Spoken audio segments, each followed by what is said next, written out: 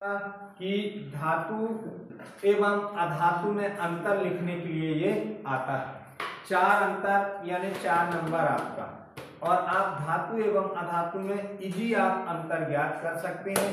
केवल आपको धातुओं के भौतिक गुण यदि आपको पता है तो आप अधातुओं के भौतिक गुण भी पता कर लेंगे, क्योंकि धातुओं का जो भौतिक गुण का जो विपरीत होता है वो क्या होता है, अधातु के भौतिक गुण होते हैं। तो बिल्कुल 3-1 है, आसानी से आप इसमें 4 अंतर लिख सकते हैं। जैसे आ जाता है क्वेश्चन, आ जाता है आपका धातु एवं अधातु में कोई 4 अंतर लिखिए।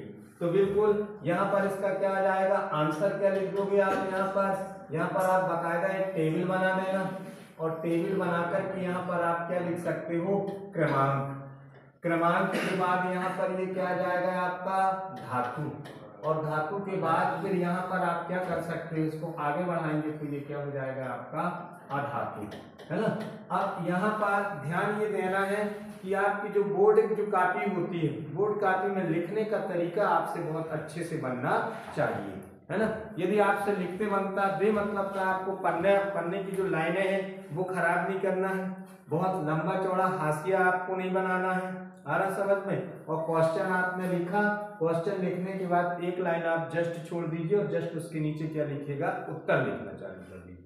अब यहाँ उत्तर जैसे आ जाता है धातु एवं अधातु में अंतर, यहाँ उत्तर में हम क्या लिख देंगे, यहाँ पर धातु एवं अधातु में ये क्या जाएगा आपका अंतर। तो यहाँ हमने क्रमांक कर दिया, ठीक है ना।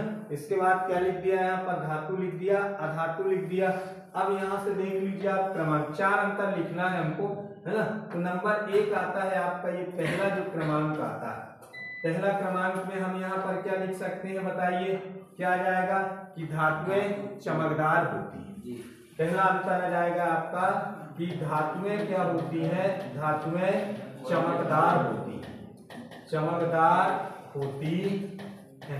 अब इसका विपरीत करके जाइए, अधातुएं चमकदार नहीं होती। तो यहाँ से ये क्या आ जाएगा आपका, अधातुएं जो होती हैं, यहाँ पर लिख दोगे आप अधातुएं चमकदार नहीं होती, चमकदार नहीं होती।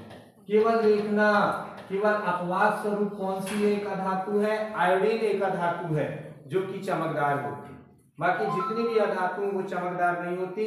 अपवाद स्वरूप में कौन सी धातु अधातु है, वो आयोडीन एकमात्र अधातु है जो कि चमकदार होती है ना। और जैसे हमने देखा कि जितनी भी धातुएं होती है क्या होती है, ठोस अवस्था में होती है, परंतु अपवाद स्वरूप कौन सी धातु है, वो पारा मरकरी एक ऐसी धातु है जो कि क्या होती है, द्रवित अवस्था में होती है ना। तो वैसे अपवाद है। तो हम फिलहाल कहाँ जाते हैं, नंबर 1 क्या जाएगा आपका, धातुएं चमकदार होती है, अधातुएं चमकदार नहीं होती। दूसरा अंतर आपका क्या जाएगा, नंबर 2। नंबर 2 में यदि हम बात करें इसकी तो क्या जाएगी, धातुएं विद्युत की सुचालक होती है। यहाँ पर लिखेंगे धातुएं विद्युत की ये क्या होती है, सुचालक होती है, सुचालक होती है। मतलब इनमें विद्युत धारा का प्रवाह होता है, विद्युत धारा आसानी से इसमें क्या होती है, प्रवाहित होती है। जबकि यहाँ यदि हम जाएं तो ये क्या आ जाएगा आपका, अधातुएं जो होती हैं, अधातुएं क्या हो जाएंगी, अधातुएं विद्युत की ये क्या होती है, विद्युत की कुचालक होती है, कुचालक होती है। 2 अंतर हो गया आपका।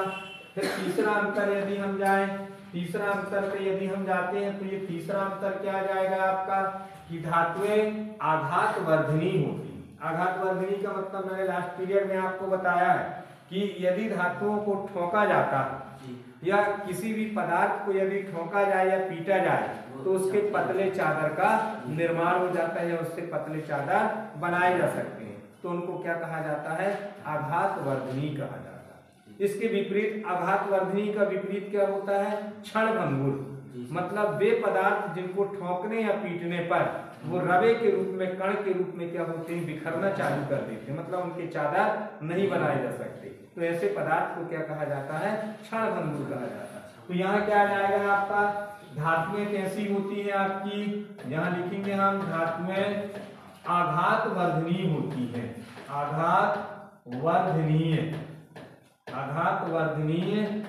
होती है। अब यहाँ आप लिख सकते हो कि अधातुएं आघात वर्धनीय नहीं होती, या फिर लिख सकते हो अधातुएं क्षणभंगुर होती है। यहाँ पर आप लिख सकते हो अधातुएं क्षणभंगुर होती है, अधातुएं क्षणभंगुर होती है, क्षणभंगुर होती है करना है आपको। 3 अंतर हो गया आपका। फिर इसके बाद आ जाते हैं नंबर 4 में क्या आ जाती हैं, धातुओं में आएंगे। तो धातु क्या होती है, तन्य होती है। जितनी भी धातु होती है इनमें तन्यता का गुण पाया जाता है। तन्यता का मतलब क्या होता है कि इनको यदि गर्म किया जाए तो इनके पतले क्या है तार इनसे बनाए जा सकते हैं।